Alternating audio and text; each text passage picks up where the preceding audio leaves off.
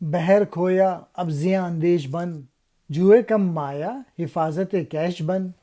دے تجھے سیلاب شاید برتری، پھر تیری قسمت ہو طوفان پروری،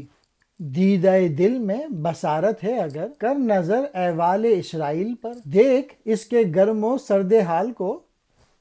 سختی جان کو دل پامال کو، خون رگوں میں اب نہیں ہے جست خیز، ہے جبیں ہر سنگ در پر سجدہ ریز، تاکہ جاں ہر چند افسردہ سہی، ہے نشان موسیٰ و ہارون ابھی، ہے نوائے آتشی محروم سوز، دم اگر سینے میں باقی ہے ہنوز، قوم میں ہر چند جمعیت نہیں، سنت آبا ہے دل میں جاگزی، تو نے اپنا سمندر جو ہے گم کر دیا، کھو دیا، اس نقصان عظیم کا احساس کر، اور اب اپنی تھوڑی پانی والی ندی کی حفاظت کر۔ ملت کو جو نقصان پہنچ چکا اس کا ازالہ اب اسی صورت ہی میں ممکن ہے کہ ہم میں جو تھوڑے بہت مذہبی احساسات جذبات باقی رہ گئے ہیں ہم ان کو برقرار رکھیں،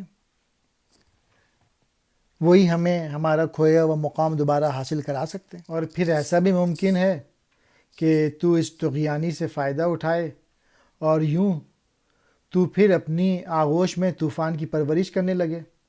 یعنی ایسا بھی ممکن ہے کہ حالات ایسے تبدیل ہو جائیں جس سے تجھ میں پہلے والے جذبے دوبارہ پیدا ہو جائیں اور پھر تو دوبارہ اسلام کی سربلندی کے لیے کوششیں کرے۔ اگر تیرے جسم میں بصیرت کی حامل روح ہے تو یہودیوں کے حالات سے عبرت حاصل کر، دیکھ انہوں نے زمانے کا کیا سرد و غم دیکھا، کشمکش میں ان کی جان گھلتی گئی مگر اب تک زندہ ہیں مرے نہیں، ان کی رگوں میں خون کی روانی بہت سست ہو گئی، ایک ان کی پیشانی ہے اور سینکڑوں آستانے ہیں جن پر گھسی جا رہی ہے پریشانی۔ یہودیوں کو اپنے مقصد کے لیے دوسری قومیں یا دوسرے ملکوں کے آگے سر جھکانا پڑتا ہے، ان کی زندگی غلامی کی زندگی سے ہی بدتر ہے۔ اور ہر چند کہ تاکہ جان ہر چند افسردہ ہے، یعنی زمانے کے انقلابات کے ہاتھوں اس قوم کو ذلت و خواری کا سامنا کرنا پڑا، لیکن اس نے اپنے بزرگوں کی راہ پر چل کر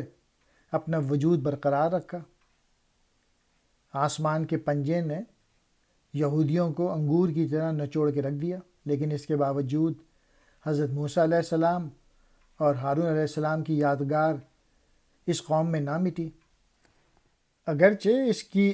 آتشی نوا سے سوچ جاتا رہا، لیکن آج بھی اس کے سینے میں دم ہے، یعنی زوال و انحطاط کے باوجود اس قوم کے جذبے ابھی زندہ ہیں، اس لیے کہ جب اس کی جمعیت ٹوٹ پھوٹ کا شکار ہو گئی تو اس نے اپنے اسلاف کی راہ کے سوا اور کسی راہ پر اپنی محمل نہ باندھی۔ ان حالات میں اس قوم نے صرف اپنے اسلاف کی تقلید کا راستہ اپنایا۔ اسرائیل یعنی یہودیوں کے حالات۔ ایک زمانے میں یہودیوں کا اپنا وطن کوئی نہ تھا، ایک طرح سے وہ بے یار و مددگار تھے۔ سنگ در پر سینکڑوں دہلیزوں کے پتھر پر موسیٰ و ہارون، حضرت موسیٰ علیہ السلام اور ان کے بھائی ہارون، یہودی قوم کے پیغمبر، نوائے آتشی اس کی آگ کی سی تپش والی لے، رفت